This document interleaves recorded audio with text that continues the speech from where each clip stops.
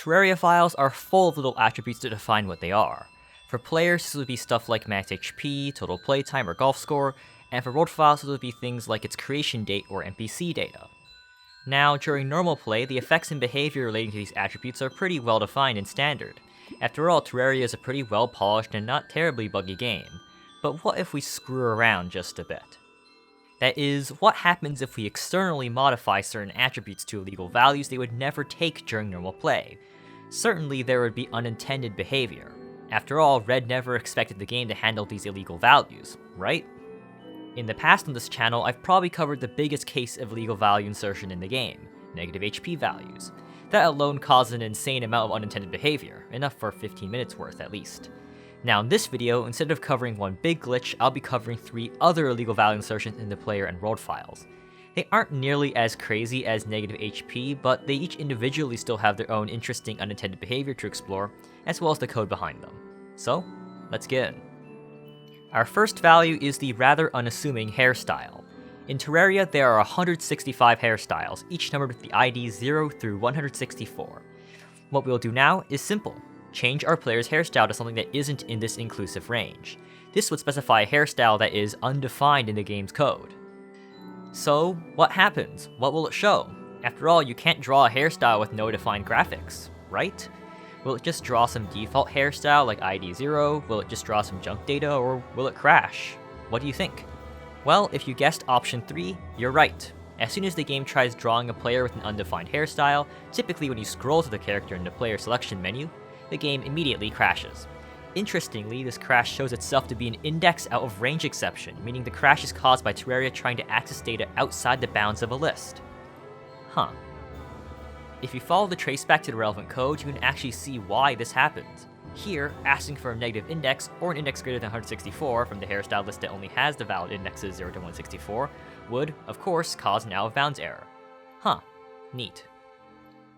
Our next value is similar in concept, but acts completely differently. Player style.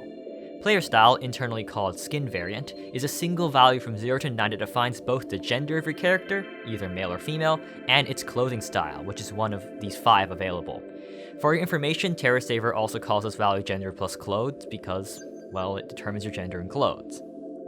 There are 2 interesting things about this value. Firstly, if you play around with the values, you realize there are actually 2 player styles that are completely unachievable in normal gameplay. IDs 10 and 11, internally called display dolls, are hidden player styles that resemble a darkened, faceless mannequin or a mannequin of some sort. They're fully functional too. I can only assume they remain as the result of some kind of scrapped code or unused feature. All that's left is speculation on what they were for, I guess. Anyway, secondly, now let's try to input actually legal values, like -1 to 11, the integer limit, or 300 million. What happens then? Does it also crash, just like the hairstyles? Well, no, actually. In fact, it just works, but weirdly. For most values, you'll just end up with a mannequin skin, but sometimes, like in the case of 300 million, it actually ends up being the default style, ID 0. Huh? There are 2 reasons for this.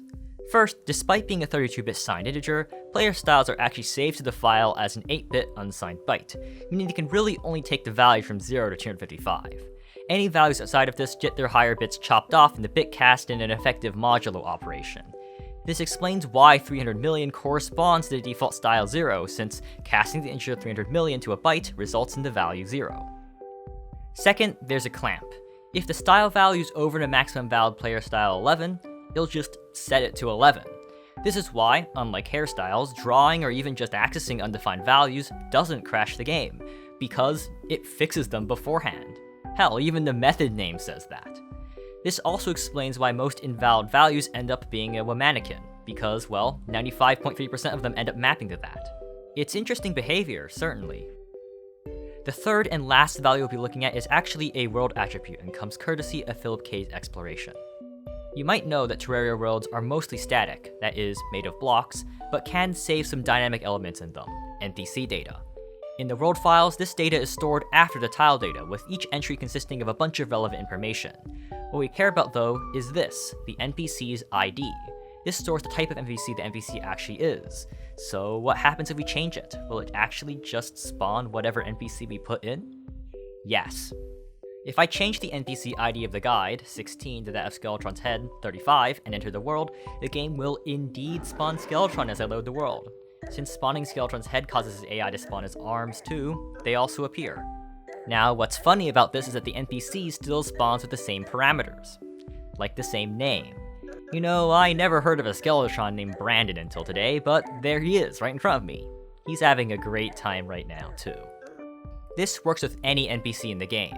Spawn the Moonlord's core, and the Moonlord will spawn upon opening the world. He's also called Brandon, by the way. The Destroyer's head will bring along the whole rest of the worm, although only the head will be called Brandon.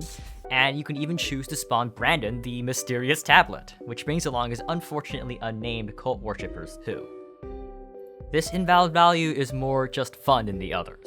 As far as I can tell, there's no way to crash the game with this, as entering any invalid NPC ID will just cause the world to fail to load. It just allows you to make any NPC you want spawn in automatically upon loading the world. I'm sure that someone can make use of this to make some cracked world that does tons of weird stuff upon loading. Y'all are far more creative and smarter than me. So that's the 3 illegal, or at least unexpected values, 2 player values, and 1 world attribute. I bet you would never think you'd ponder clothing style code in Terraria, but you just did. At least to me, this game will always have minutiae that are interesting. I know I only covered 3 cases in this video, but if you like these, I might look for more of these, or include more if you all have your own suggestions. I'm sure you can find something much fancier than me. Anyways, if you enjoyed this, consider subscribing, as only about a quarter of you are. An algorithmic recommendation that I don't know about should be on the left if you wish to continue, and the negative HP video should be on the right if you want to watch that too. Either way though, thank you for watching, and good day, and goodbye. See you next fortnight and a half. Bleh.